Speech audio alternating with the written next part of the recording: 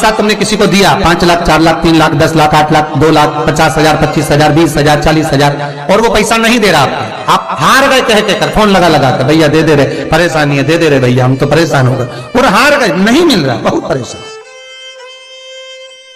तो महाराज किसी भी अष्टमी या नवमी तिथि के दिन आप मां जगतजननी जगदम्बा का शिव के साथ में शिव शक्ति का स्मरण कर कर देवी के नाम की 9 आहुतियां, सूखे बीले की, मतलब बीला जो सूख चुका है, फल जो सूख चुका है, उसकी 9 आहुतियां अग्नि में शंकर और सती के नाम से, शंकर और शिव के नाम से समर्पित करें, और आखिरी आहुति जो समर्पित करें उसमें थोड़ा सा भाग तिल का, और तिल भी काली नहीं चढ़ती उसमें, श्वेत तिल का भाग उसके साथ लगाकर समर्पित करें, और जिससे धन लेना है उसका नाम लेकर वो समर्पित करें महाराज, उसको सुध आएगी और वो पैसा किसी भी हाल में आपके हाथ में थमाकर जाएगा ही, ये पक्का है।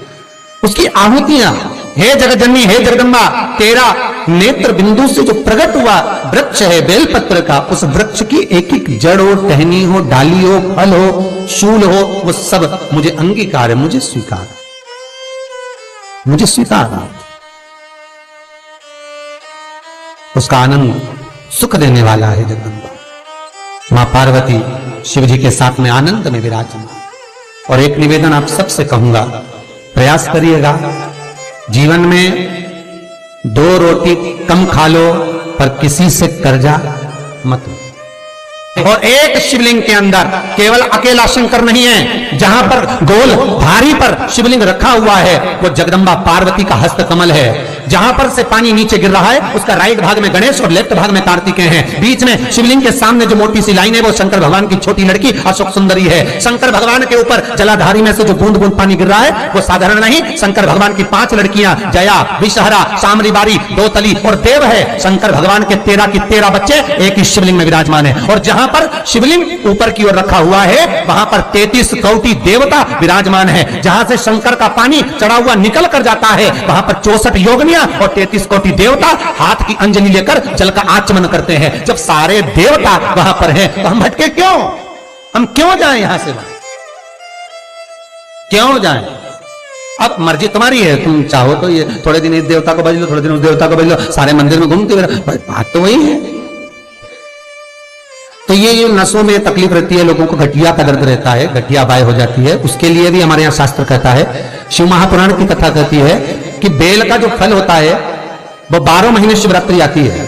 12 महीने शिवरात्रि को बेल का जो फल होता है उस फल को सुखाकर रख लो और 12 महीने की शिवरात्रि पर शंकर भगवान के शिव मंदिर में दोपहर के ठीक 12 बजे जाकर शंकर को समर्पित करो।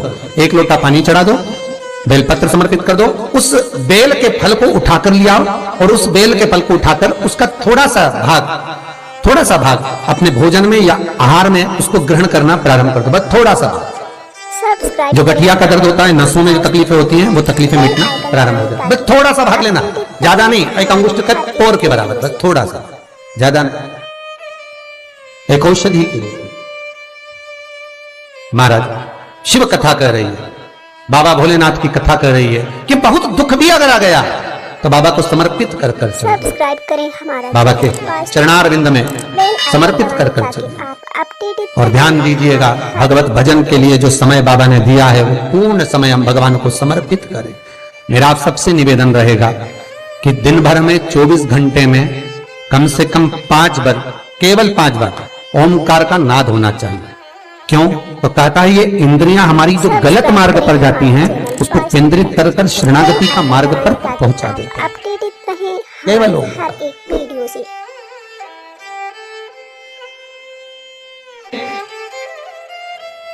एक परीक्षा में बैठने वाला व्यक्ति, एक परीक्षा में बैठने वाला लड़का लड़की कोई एग्जाम में बैठ रहे हैं, कोई परीक्षा में बैठ रहे हैं और वो एग्जाम निकल नहीं रहा, तो गाय के दोनों सींगों के अग्रभाग, ऊपर का भाग, उसको हमारे यहां कैलाश पर्वत माना गया, उस पर शहद लगाकर, उसके अग्रभाग में शहद लगाकर